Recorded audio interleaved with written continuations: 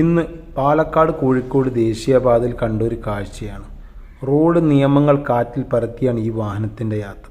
Number plate മറിച്ചിട്ടാണ് യാത്ര ചെയ്യുന്നത്. Rubin ബസ്സിനെ പിടികൂടാൻ MVD കാണിച്ച പകുതി ആത്മാർത്ഥത കാണിച്ചാൽ ഇതുപോലത്തെ നിയമലംഘനങ്ങൾ ഇല്ലാതാക്കാം. ഒരു അപകടം സംഭവിച്ചാൽ മാത്രം ഉണരുന്ന നിയമം മാത്രമാകരുത് നമ്മുടേത്. എത്ര ജീവൻ നഷ്ടപ്പെടണം ഇതുപോലത്തെ നിയമലംഘനങ്ങൾ ഇല്ലാതാക്കാൻ?